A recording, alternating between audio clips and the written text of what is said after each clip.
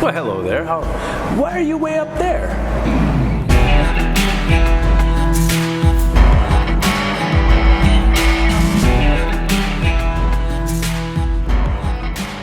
I am such a creature of habit that I like to do things at the same time, all the time, the way it's been done, right? But sometimes I like to change things up. And a lot of the things that I see, we have a lot of videos that are just straight on. We're talking to the camera. I thought maybe I'd give you a different angle. Maybe you wanted to see what's actually on our training floor. Very, very cool there with the kettlebells and sandbags. Anyway, here we go. I don't care about correct form. Oof, I just said it. I don't care about correct form. You know what I care about? Intentional form. Because you could have, quote unquote, correct form.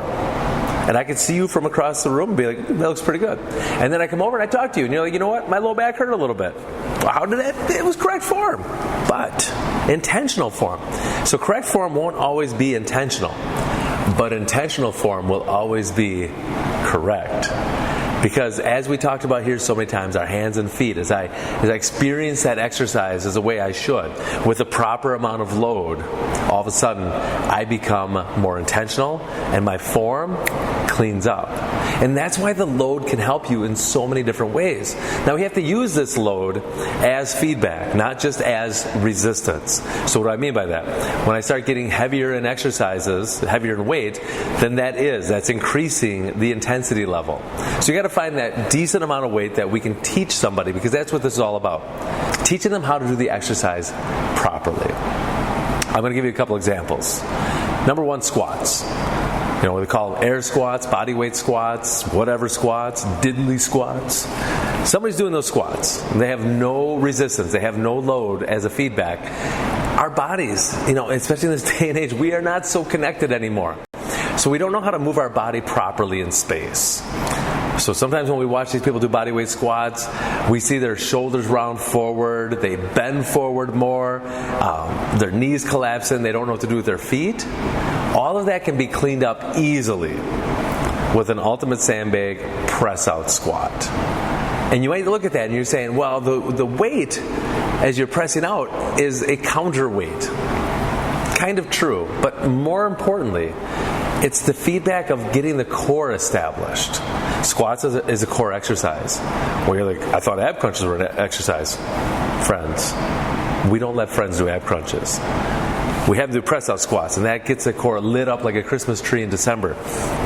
So as you're grabbing onto the ultimate sandbag, you're pulling that bag apart. What does that do? That gets those lats involved, and those lats are the top part of your core musculature. You need them. We plug those feet in. As you drive into your squat, you press the bag out.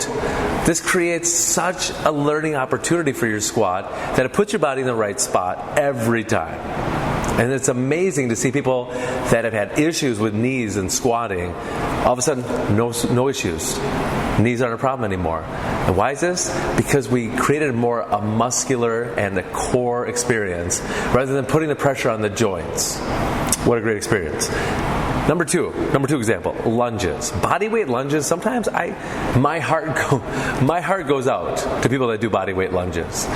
Because I watch them, maybe the first couple are good, but before you know it, they start losing their balance. They start going all over the board. And it just looks like a train wreck. We want those lunges to look smooth. So how do we do this? Well, we place our bag up in the front-loaded position.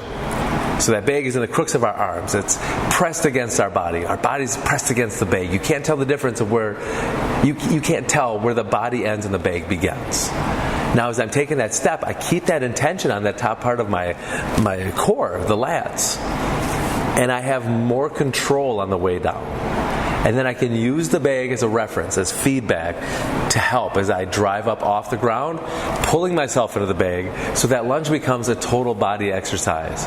It's not just falling down to the lunge and letting my torso collapse down and trying to survive the lunge. We're thriving. We're jiving. We're beehiving. I don't know. But let's make sense of this. Body weight is not always easier. Let's get some load in there. Let's get some feedback. Let's teach you how to do stuff right. Right? Right. Until the next time, you're welcome.